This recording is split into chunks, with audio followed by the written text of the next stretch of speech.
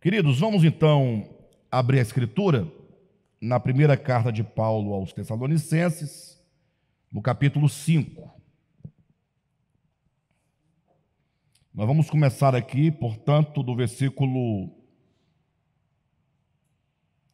8 a 11, tá bom?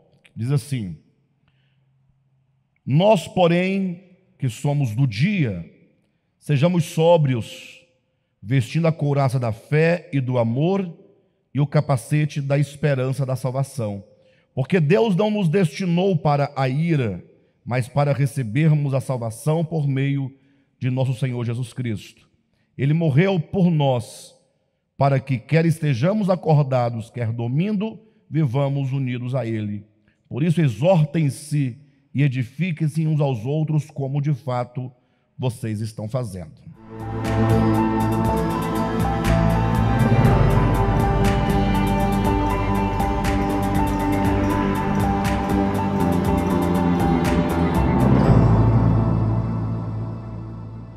Lendo hoje à tarde essa porção, queridos, esse finalzinho aqui, né, dessa parte do capítulo 5, eu pude observar como que o apóstolo Paulo, ele era uma pessoa extremamente equilibrada no que diz respeito aos conceitos doutrinários, né? Até porque nós já ouvimos muito essa parte, porque, salvo engano, no capítulo 1, versículo 9 ou versículo 10 dessa epístola, Paulo fala também que Deus não nos destinou para a ira. Aí toma-se esse versículo isolado do seu contexto e aí passa a usá-lo como uma afirmação de que se Deus não nos destinou para a ira, logo Ele nos destinou para a salvação, o que é verdade. Mas veja que Paulo, ele diz assim, olha, preste atenção no versículo 8. Nós, porém, que somos do dia, sejamos sóbrios. De que maneira nós podemos usar essa sobriedade, fazer uso da nossa sobriedade? Ou de que maneira podemos constatar que nós estamos sóbrios, que não estamos nós contaminados pela embriaguez do vinho da prostituta da grande Babilônia, que é o mundo material e o mundo religioso. Então ele diz que nós devemos, portanto, sejamos sóbrios vestindo. Então, quando ele coloca esse verbo vestir aqui no gerúndio, ele está nos mostrando o modo como nós devemos ser sóbrios. Porque digamos que nós estejamos falando, irmãos, precisamos de sobriedade.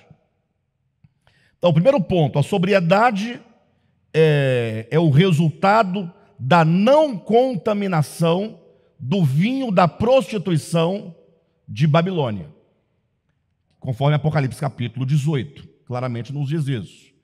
Devemos entender que quando falamos de Babilônia, não estamos nos referindo à Babilônia de Nabucodonosor. Haja vista que Babilônia, no Antigo Testamento, apenas representava o mundo sem Deus, o mundo destituído de Deus, o mundo pagão e o mundo paganizado. Então, a Babilônia, assim como o próprio Israel, quando se lê lá no Antigo Testamento, havia ali o povo de Israel e havia a Babilônia, né? Sempre num jogo de conflitos ali. Então, assim como Babilônia, agora no Novo Testamento, ganha a dimensão do seu significado, que já não é mais a Babilônia, a região lá do Iraque, mas sabemos que é o mundo, né? Essa consciência caída e sem Deus e que a ele se opõe. Israel também não pode ser mais visto como Israel, nação. Haja vista que a grande obra de Cristo qual foi? Na cruz do Calvário, Efésios capítulo 2. Não foi trazer os que estavam perto, trazer os que estavam longe e fazê-lo um só povo? Manter a distinção rigorosa de Israel é dizer que não houve tal aproximação e reunião na cruz do Calvário. Perfeito? Bem, mas de todo modo, quando falamos, portanto, de Babilônia, estamos falando do mundo sem Deus, do mundo que se opõe a Deus, do mundo pagão, do mundo de idolatria, do mundo de rejeição à verdade. E conforme Apocalipse 17, 18, essa grande Babilônia, ela tem um vinho da sua prostituição. Tanto é que essa Babilônia é representada no Apocalipse por uma mulher cheia de luxúria. E não entenda luxúria como luxo. Luxo é uma coisa, luxúria é outra. Parece, mas a luxúria fala da devassidão, da prostituição, da corrupção moral. E, portanto, essa mulher prostituta traz na sua mão um cálice de ouro cheio de abominações, e ela dá aos homens a beber do vinho da sua prostituição. Ou seja, o mundo que se opõe ao Pai, que é inimigo do Pai. Por que inimigo do Pai? Porque João vai dizer que aquele que ama o mundo, o amor do Pai não está nele. Então a relação é o Pai e o mundo. Lembra da parábola do filho pródigo? Tinha o Pai, onde ele poderia estar, e o mundo que ele escolheu, para onde ele escolheu ir. Depois ele sai do mundo e regressa para o Pai. Então, essa grande prostituta está dando a beber esse vinho embriagante, né? Esse vinho de sedução, de modo que os homens são levados a amar o pecado, a amar o que é temporal, a amar o que é religioso. Porque a religião, enquanto um sistema de ritos e de dogmas, é um dos grandes inimigos de Deus e do povo de Deus. Por quê? Porque dá a sensação de que eles estão vivendo para Deus, quando na verdade estão distantes de Deus. Então é um engodo. O pecado é mais fácil de você discerni-lo imediatamente, porque ele se apresenta como pecado. Ora, a religião, que na verdade, embora pecaminosa, se apresenta com vestes de santidade e é sedutora. Então, aquele que está sóbrio é o que está liberto e livre desse vinho embriagante da sedução, do capitalismo, da religião, dos dogmas, dos prazeres temporais, em detrimento ao prazer eterno em Deus. Agora, quando Paulo, portanto, diz, sejamos sóbrios, logo ele nos dá um caminho. O que vai nos livrar da embriaguez? Essa é a grande questão. Será que o simples fato de você saber que existe um vinho embriagante, existe uma prostituta que embriaga, existe um mundo, né, de ilusão, de perversidade, isso já nos faz sóbrios? Como fugir ou como vencer a grande força desse vinho de prostituição dessa Babilônia? Paulo diz que a maneira é procedendo, como ele diz no versículo 8, vestindo a couraça da fé. A fé como couraça, a fé enquanto couraça que guarda o coração que foi feito para amar a Deus e crer no seu nome. Com o coração nós amamos e com o coração nós cremos. Lembra do texto de Romanos capítulo 10, versículo 9, se com a tua boca confessares a Jesus como o Senhor e em teu coração creres. Não é um crer de tradição, de crendice, mas é algo do coração. Quando você permite que a palavra de Deus, que a verdade de Deus, não somente se assente no coração, mas seja pelo coração assimilado. Há uma amálgama da verdade com o coração, como aqueles que amam profundamente a verdade. Então a fé, ela guarda o nosso coração da embriaguez. E não somente a fé, mas também a couraça do amor. O amor também que guarda o nosso coração para nós não amarmos qualquer outra coisa além de Deus, além do seu evangelho, além da sua verdade. E ele diz também vestindo o capacete da salvação, que guarda a nossa mente, que guarda a nossa consciência. Então, ele fala primeiramente de procedimentos. Porque o evangelho, ele não é somente uma boa notícia do que Jesus realizou por nós na cruz. É verdade que o Evangelho anuncia o que o Cristo de Deus realizou por nós na cruz, mas o Evangelho também é a força e o poder de Deus para nos unir a esta obra de Cristo que ele na cruz realizou.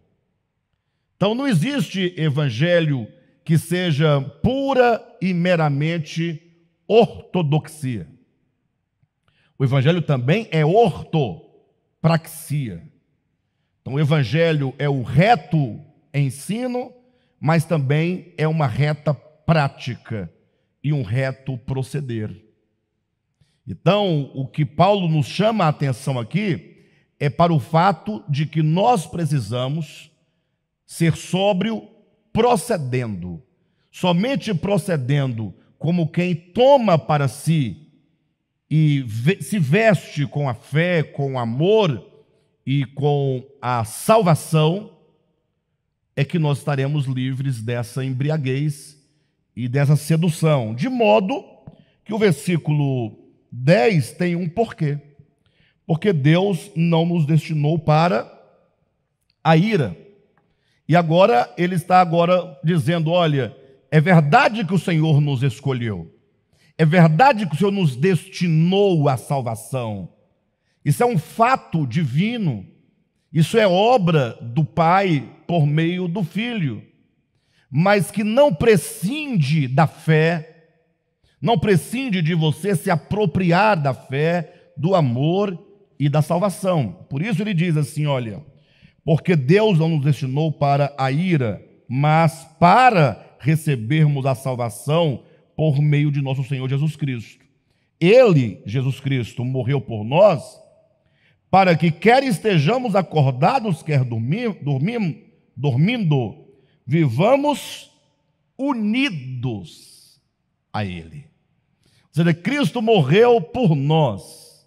Ele morreu para a nossa salvação. Isso é um fato.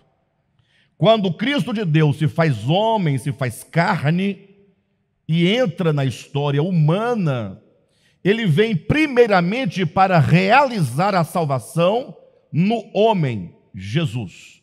Jesus é o primeiro homem alvo da obra de redenção, de salvação.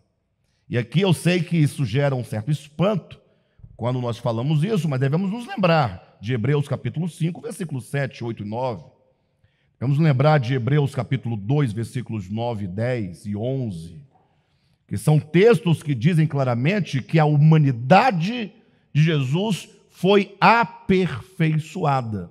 Lógico, isso é óbvio, porque talvez nós estejamos contaminados com pelo menos algumas gotas do vinho da prostituta, da embriaguez, quando, por motivos diversos, a Igreja Católica Romana, ao falar da divindade do Cristo de Deus, o apresentou como filho de Maria. Ou seja, eles concederam à humanidade divindade, fizeram a humanidade divina em natureza, não por participação, mas por natureza. Quem está me entendendo?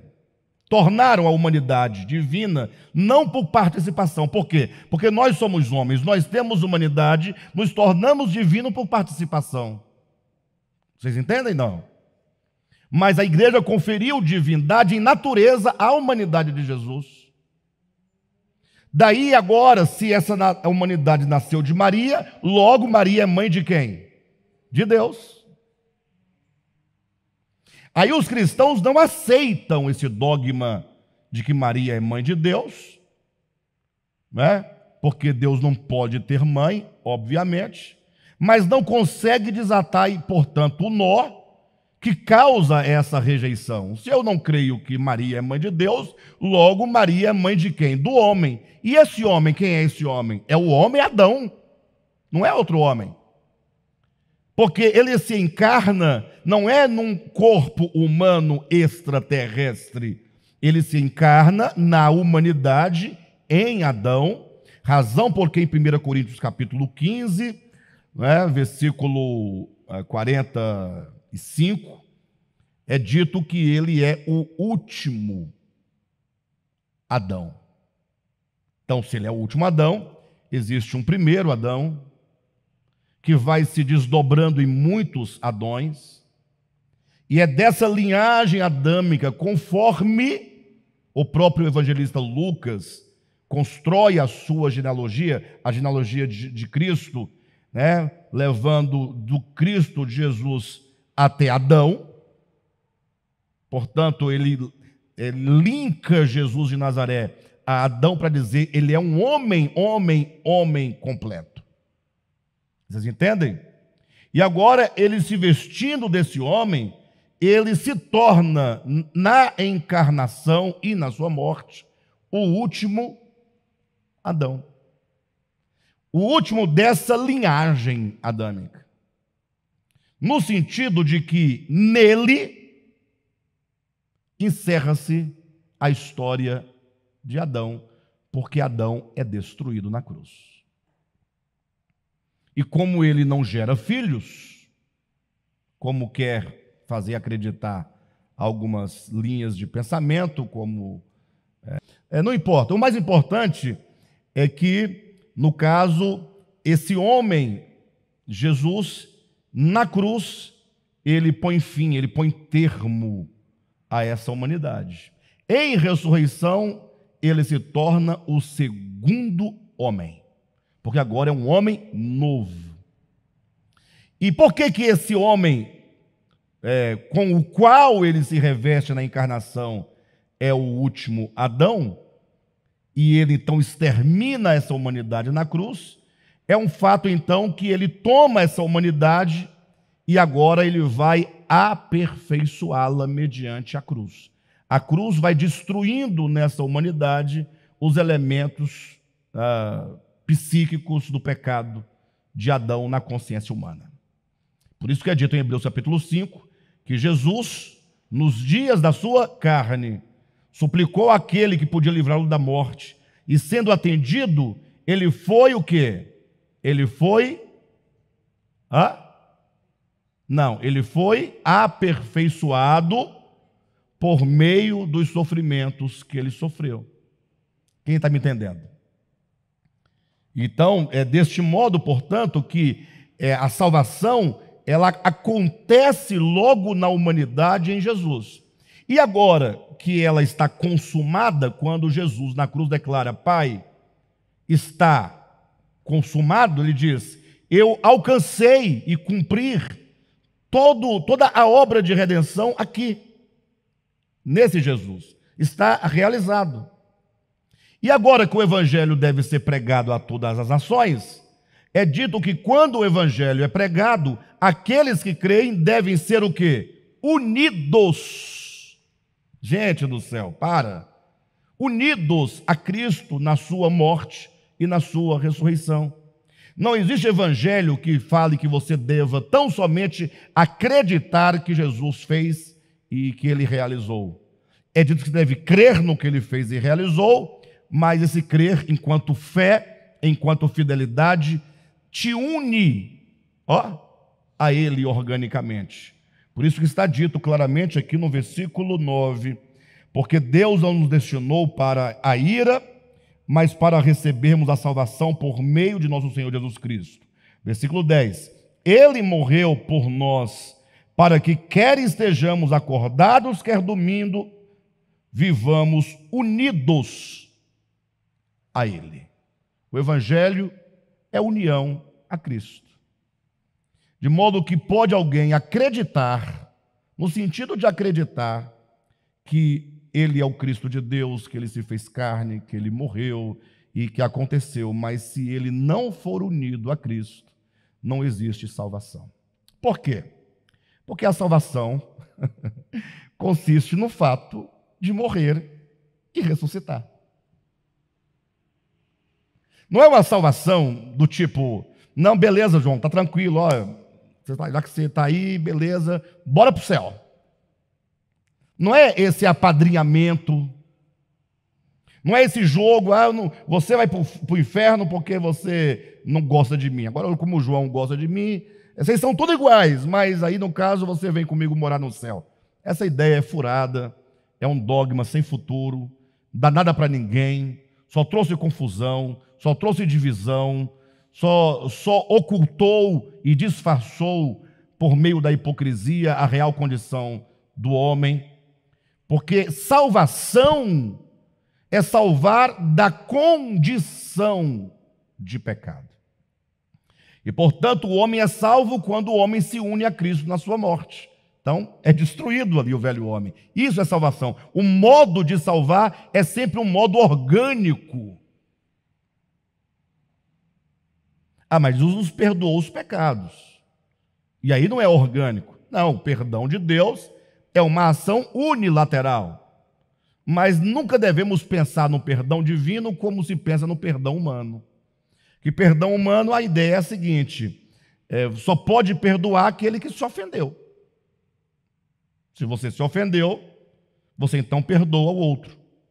Não é? Esse é o primeiro ponto. E Deus não pode ser ofendido, absolutamente. Afinal, Ele é Deus, né? Ele é o amor que não se ressente do mal. Quando ele diz para não pagar o mal com o mal, ele está falando da sua própria essência, do seu próprio ser. Não é algo que Deus exige do homem e não aplica a si mesmo. Não. É algo da sua própria natureza. E, portanto, o segundo ponto é que o perdoar divino é de fato perder. Perdoar, perder. Mas esse perder não é perder com raiva, não é perder irado, não é perder e ficar chateado porque perdeu. Significa, Deus cria o homem, dar ao homem a liberdade de amá-lo ou não amá-lo, de servi-lo ou não servi-lo, e quando o homem resiste servi-lo, ainda assim Deus diz a este homem: você pode ir. É um caminho de morte, é de morte. Deus quer de todo o modo te livrar dessa morte, mas se o homem resiste, então Deus deixa-o ir livremente. Isso é perdão. De modo que até aqueles que não crerem em Deus já estão perdoados. Porque Deus jamais fará como um marido que perde a esposa e agora se torna um homem maligno, perseguidor da mulher e dos filhos. Não tem esse aspecto? O camarada perde a mulher e aí o que ele faz agora? Agora a mulher não pode mais se casar de novo, porque ele perdeu a mulher e ele continua se sentindo dono dela, por causa de um papel que ele assinou, ela assinou um dia. Isso acontece todo dia, em todo lugar. E aí agora esse homem passa a perseguir essa mulher, a agredir a essa mulher e chega às vezes a matar a mulher. Isso acontece? Por quê? Agora querem transferir para Deus esse mesmo sentimento. Porque seria um Deus que falou: eu criei você para mim, eu tenho toda a posse de vocês, eu tenho todo o poder sobre vocês, a autoridade sobre vocês. Mas o indivíduo fala: não quero, eu vou viver a minha vida. Deus pega ele à força pela goela e joga no tacho, vai ficar aqui queimando. Você não fica comigo, mas também você não vai. Não vem pelo amor, vem pela dor. Isso aí não é perdão divino, muito menos perdão humano. Perfeito? De todo modo, a salvação, portanto, é essa união com Deus. E Paulo, então, encerra essa primeira parte do capítulo 5, no versículo 11, dizendo: por isso o quê? Porque nós não somos destinados à ira. Por isso o quê? Porque nós fomos destinados para receber a salvação por meio de Jesus. Por isso o quê? Porque Ele morreu por nós, para que nós nos unamos a Ele. Por todas essas coisas é dito: exortem-se e edifiquem-se uns aos outros, como de fato vocês estão fazendo. Ou seja, que nós sejamos para o outro aquele que está constantemente falando a palavra: irmão, se anima, irmão, irmãos, vamos ser sóbrios, vamos tomar como vestidura, como couraça a fé, o amor, a salvação como capacete, vamos orar, vamos buscar, vamos congregar, vamos ter comunhão, vamos desenvolver a nossa salvação. E aí Paulo apela para que cada um de nós sejamos uma voz de Deus para a salvação do outro, exortar-nos mutuamente para a prática do Evangelho. Bem, o versículo 12, que é o que nós queremos trabalhar hoje com os irmãos, ou começar a trabalhar, aqui nessa Bíblia tem um título, que diz Instruções Finais. Como é que está na Bíblia dos irmãos aí?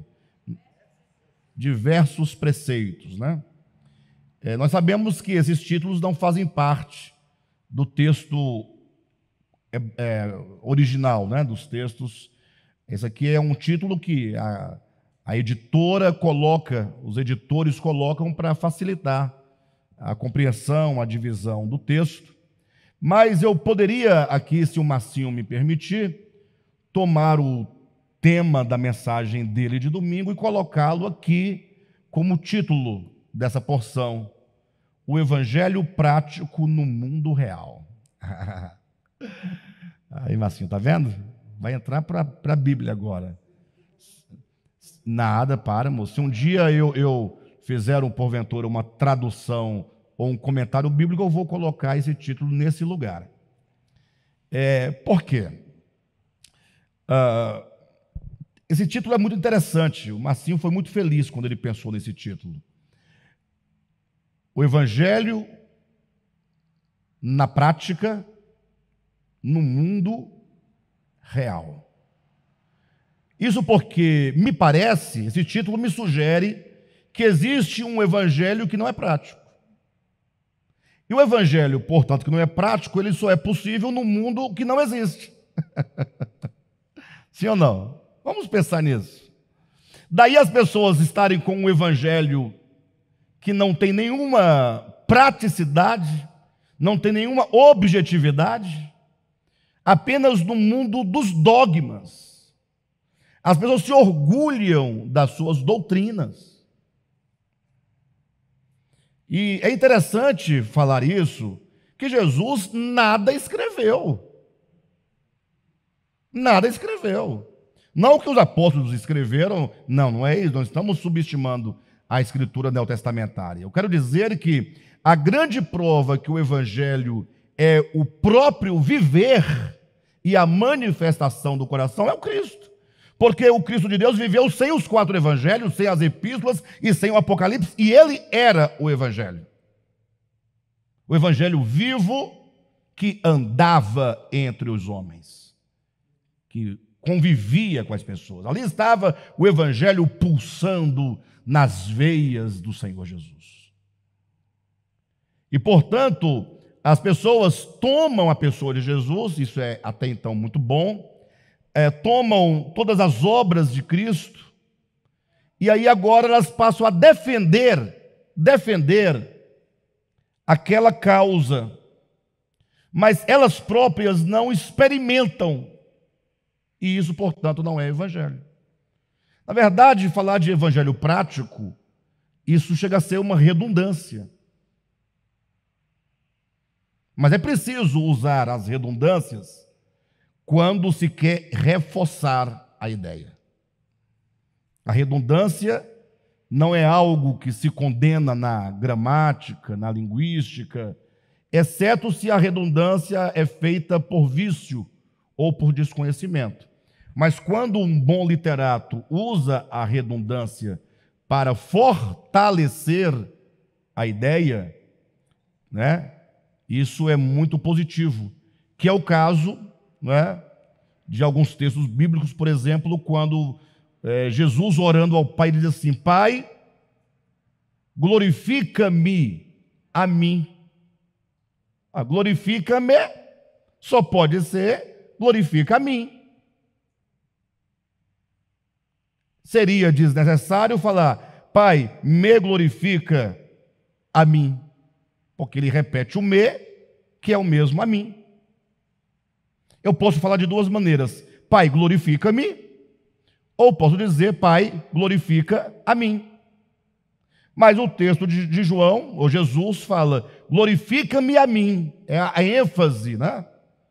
Para que fique muito claro ali, que fortaleça muito bem a ideia ou o objeto que é alvo da glorificação.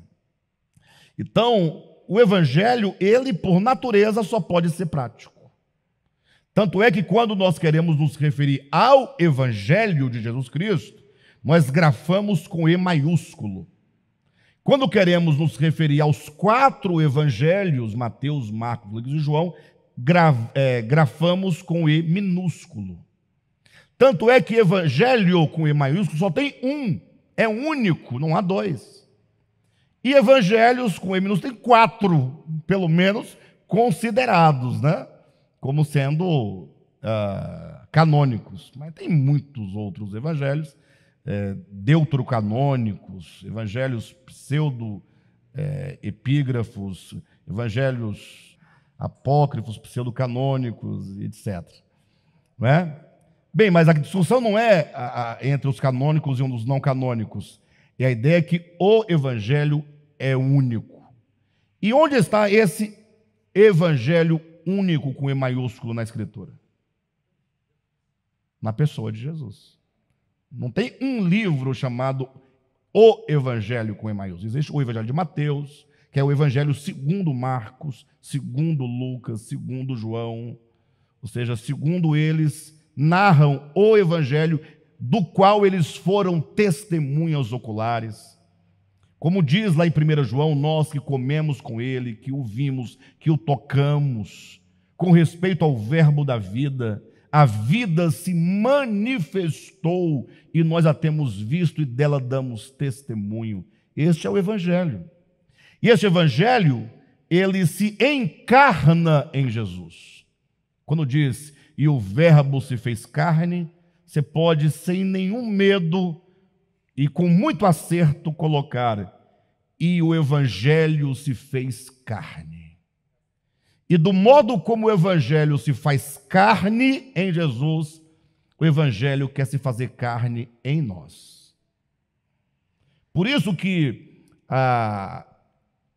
o dualismo que a Escritura apresenta, enquanto o império das trevas, o reino de Deus, o anticristo e o Cristo de Deus, a luz e as trevas, o mundo e o Pai, né? Nós vamos observar claramente como que a Escritura, quando ela coloca sobre esses dois lados, fala sobre o mistério da iniquidade e o mistério da piedade. Ou seja, o contrário de mistério da iniquidade é mistério da piedade. O que é o mistério da iniquidade, conforme 2 Tessalonicenses capítulo 2? Vamos estudar logo nos próximos meses aí. Exatamente, é o homem da iniquidade, é o anticristo. É o homem que chegou no auge da sua aversão a Deus, é o homem que chegou no auge da sua rebelião, é o homem que chegou no amadurecimento de uma consciência anticrística. E, portanto, o mistério da piedade é essa encarnação do Evangelho. Leia comigo 1 Timóteo, capítulo 3, rapidamente, poucas folhas atrás aí, salvo engano, ou à frente, né? Capítulo 3, versículo 16. Na minha Bíblia são 2 folhas à frente de onde nós estávamos. Olha que coisa interessante, capítulo 3, versículo 16. Não há dúvida de que é grande o mistério da piedade. 2 pontos. É grande o mistério da piedade? Sim ou não? 2 pontos. Esses 2 pontos é como que perguntasse para você, ou que fizesse você perguntar o que é o mistério da piedade. 2 pontos. Segue-se o conceito. Segue-se a explicação. Segue-se o aposto explicativo. O que é o mistério da piedade? É Deus. É Deus. Mas não é Deus simplesmente nos céus, não é Deus imanentemente na criação, não é Deus na eternidade. É Deus manifestado na carne. Que coisa grande. Você sabia que nós achamos isso um absurdo? Nós crentes. E, sobretudo, nós ocidentais achamos um absurdo Deus manifestado na carne. Os crentes falam, pastor, mas isso aí é um absurdo, isso é uma utopia. Aí as pessoas ficam desesperadas. E o desespero, mas eu não estou vendo isso acontecer. Mas se você falar isso para os povos do Oriente, para eles é a coisa mais simples que há. Talvez seja a razão porque eles sejam menos materialistas do que nós.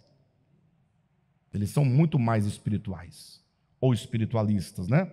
Mas o que é o mistério da piedade? É Deus manifestado, aqui diz em corpo, aí diz na carne. Ou seja, é Deus encarnado. É Deus no homem. É Deus manifestado. É Deus manifestando-se por meio do homem. Isso é o Evangelho. É verdade que nós cremos, e a teologia dogmática também acredita, que o Verbo se fez carne em Jesus, não é? Mas será que essa encarnação do Verbo é única e exclusiva de Jesus? Ou seria ele o protótipo, o modelo, para que todos percebam em Jesus o que Deus quer realizar em todos nós? É exatamente isso. Eis a razão porque somos convidados a nos unirmos a Cristo na sua morte e na sua ressurreição. Ou seja, nós precisamos passar pelos mesmos processos da encarnação do Verbo, do viver humano enquanto expressão do Verbo, da morte da carne enquanto aquela que se opõe ao Verbo, e então da ressurreição, nascimento do novo homem, a ascensão, entronização e exaltação junto com Cristo. Razão porque Paulo vai dizer que nós estamos assentados juntamente com Cristo em Deus. Por isso que o Evangelho, ele deve ser colocado nesses termos, o Evangelho prático, porque somente a manifestação de Deus na nossa vida pode ser dito algo que é prático. No mundo real. Então, no mundo real só pode haver o Evangelho prático. Agora, no mundo irreal, que é o mundo, é a bolha do cristianismo, na qual todos estão ali dentro, cheio de orgulho, cheio de presunção, cheio de arrogância, cheio de inimizades, cheios de ciúmes, cheio de ira, de contenda, não é? de adultérios e cheios de maledicências, luxúria, mas que eles acreditam que o fato de eles terem os dogmas quanto mais ortodoxos possíveis, está tudo bem, mas não é assim. Antes rasgassem em todas as Bíblias e destruíssem e vivêssemos o Evangelho, a carregá-la debaixo dos braços na presunção de que é um representante de Deus. Não estou orientando a rasgar a Bíblia. Não estou apoiando nenhum ato dessa natureza. Procurem me entender.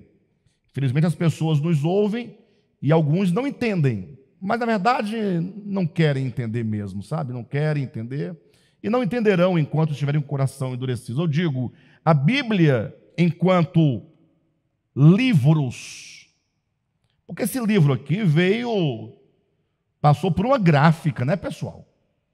Papel, esse aqui, ó, celulose, tinta. A Bíblia, enquanto livros, seja papiro, seja pergaminho, seja essa brochura, é o suporte para que a mensagem do Evangelho chegue na forma de língua escrita até nós. Não podemos prescindir do espírito do Evangelho a favor do livro, que é o que tem acontecido, pessoal.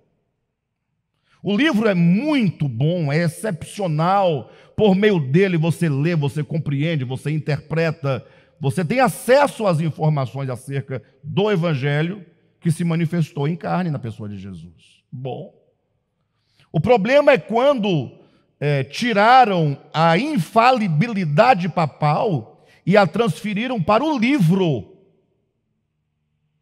Aí tornaram-se, se lá eram, eu não sei, não tem essa palavra, se lá eram, como é que fala? Idólatras do Papa, como é que fala? Idólatras do Papa. Papólatros, não. Papalótraros. Gente, vocês não levam isso adiante, não, mas vocês entenderam, né? Do lado de cá se tornaram bibliólatras. Mas nós devemos amar a Bíblia enquanto suporte, lógico, enquanto suporte. Mas o Evangelho continua a ser uma pessoa. Sempre foi uma pessoa.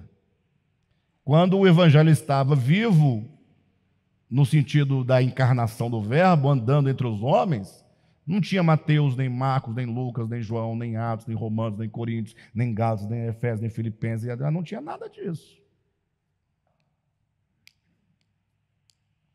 Por isso, o Evangelho real é o Evangelho da expressão de Deus no homem. E isso só pode existir no mundo real. Porque o Evangelho dogmático, que só existe nas páginas brancas, grafadas com letras pretas, ou nos manuais de teologia, ou nas formas dogmáticas das mais diversas, só pode existir no mundo irreal. Porque no mundo real, ou tem o Evangelho encarnado, ou tem a impiedade, que é o mistério da impiedade, na prática. Mas, quando falamos do mistério da piedade e o mistério da iniquidade, quando falamos do Evangelho prático, pode até aqui soar como ainda teorias. Bons conceitos, bonitos conceitos. Daí Paulo ele vai mostrar este Evangelho prático. Lógico, ele não vai falar todas as nuances, porque não é possível esgotar as nuances todas do Evangelho aqui. Por isso que eu disse a vocês que aquilo que está aqui em 1 Tessalonicenses, capítulo 5, 12 em diante, instruções finais, chamaríamos nós de Evangelho prático. E aí ele começa no 12 dizendo: agora lhes pedimos, irmãos, consideração para com os que se esforçam no trabalho entre vocês, que os lideram no Senhor e os aconselham. Né? E aqui nós estamos tocando num ponto crucial. Eu preferiria neste momento não ser um líder, ser apenas um pregador, sem liderança nenhuma, porque aumentaria a minha autoridade para falar sobre esse assunto. Logo, alguns poderão falar, está em defesa própria, né? Mas quem me conhece, e somente os que me conhecem, podem dizer que jamais eu fiz qualquer tipo de exigência dessa natureza no sentido de consideração. Nunca pedi a consideração, nunca exigi a consideração, e quando não considerado, nunca disse que a pessoa deveria respeitar, ou considerar, ou fazer qualquer outra coisa. Mas o fato de eu não exigir e de não falar desse assunto de modo pessoal, não significa que não exista. E aqui nós estamos colocando, queridos, alguém pode achar que isso aqui é uma bobagem, mas assim como alguém que está sob uma liderança espiritual, porque aqui fala sobre líderes, não é? Como diz aqui, que se esforçam no trabalho entre vocês, que os lideram no Senhor e os aconselham. Aqui fala como que um pai em relação a filhos. É o mesmo que um filho, agora literalmente dizendo, diga que é uma bobagem honrar os seus pais. É a mesma ideia. É achar que não tem mais pais. Nós estamos vivendo num mundo tão líquido, uma sociedade líquida, em que os valores, eles não conseguem ter nenhuma solidez. Os valores que do iluminismo para trás eram valores quase que eternos, princípios consolidados no tempo, na história, na cultura. Quando vem do iluminismo para cá, que começa o modernismo, né, a modernidade, entra essa liquidez de todos os valores. Hoje mesmo nós falávamos como que os tempos mudaram. Ter filho hoje em dia é muito difícil, vocês não têm ideia.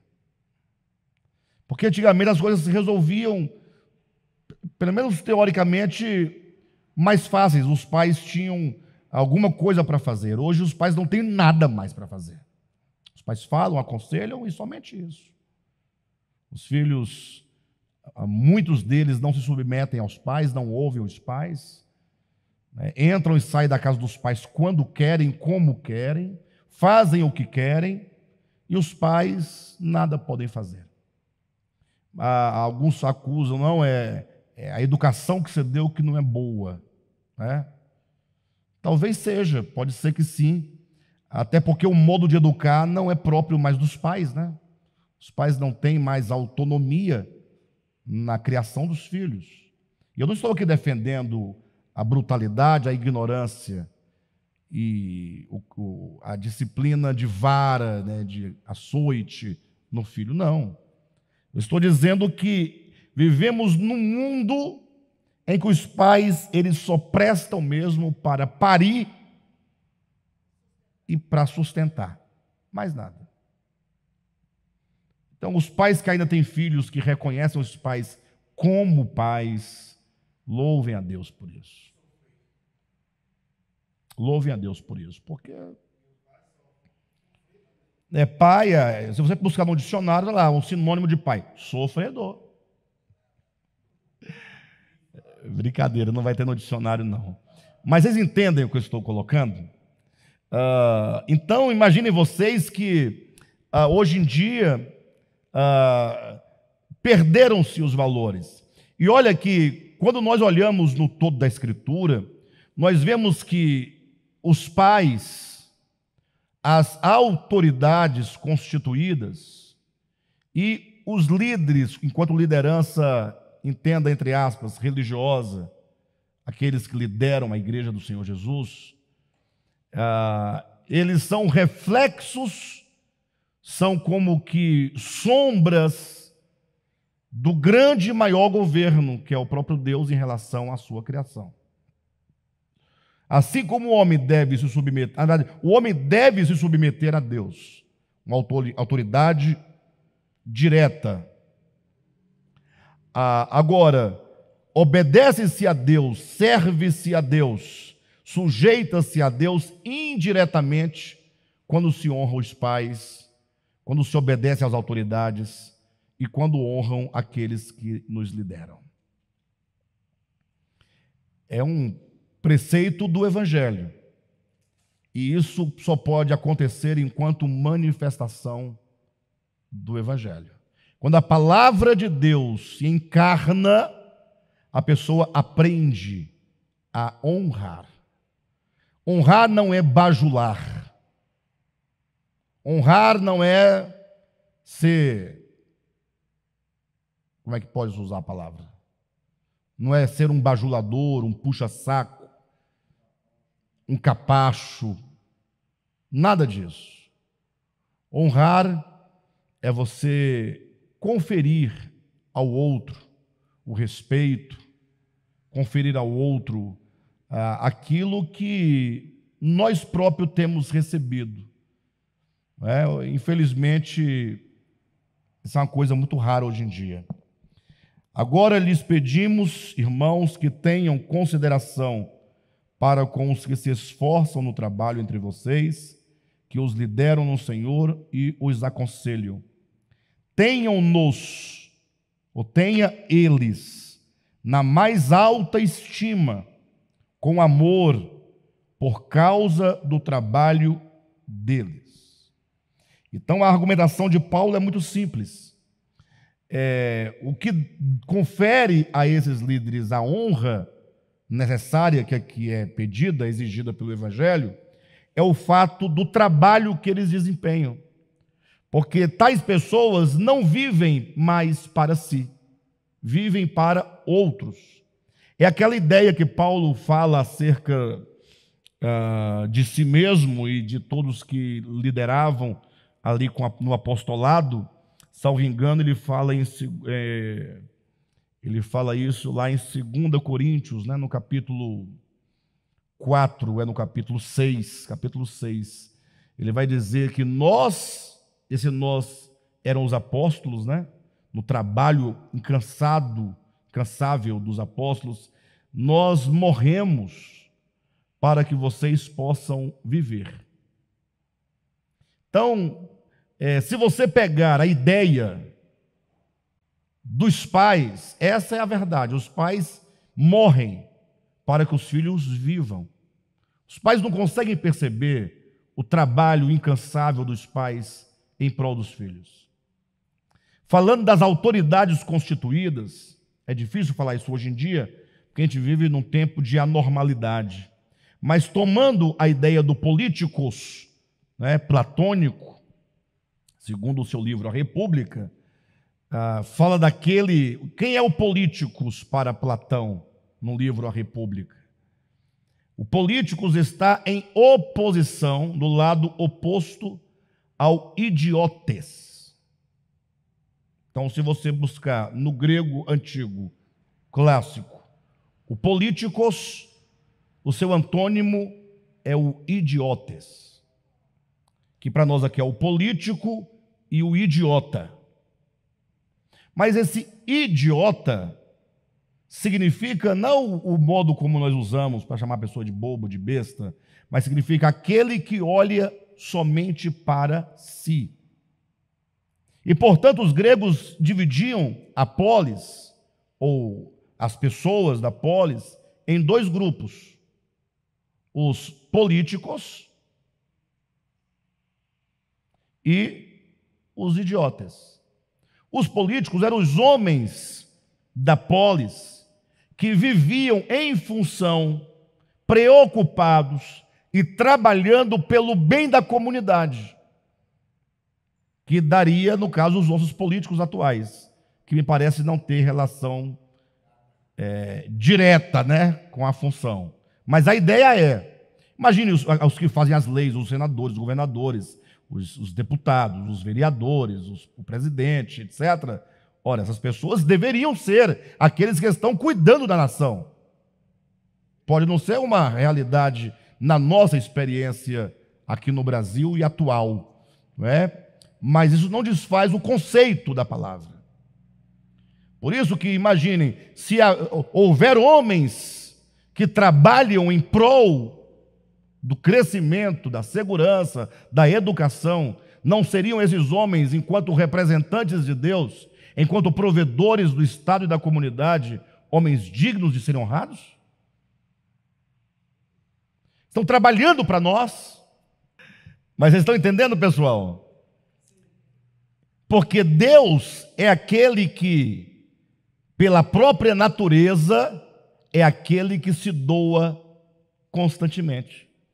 Uma boa definição de Deus: Deus é amor. Amor é altruísmo. Altruísmo é doação.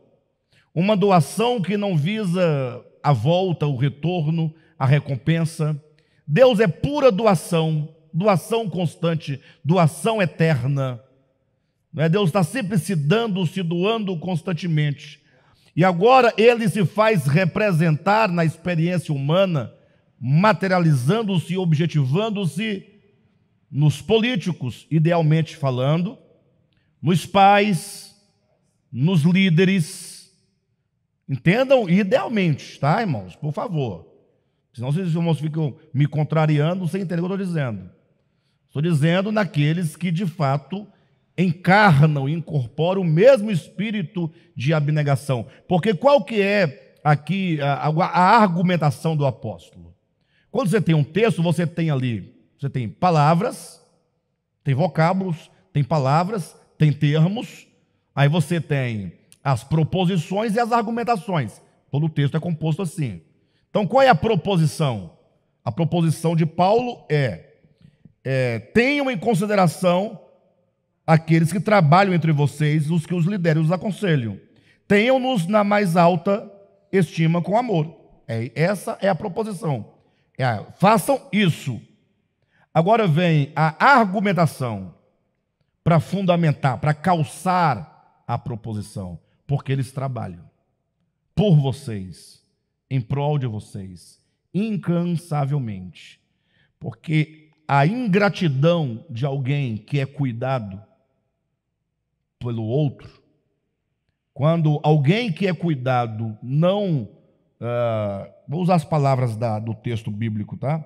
Não tem o líder ou os líderes em consideração, quando eles não os têm na mais alta estima, são pessoas ingratas. E a ingratidão é uma das piores coisas que pode, sentimentos que pode haver no ser humano, é a ingratidão.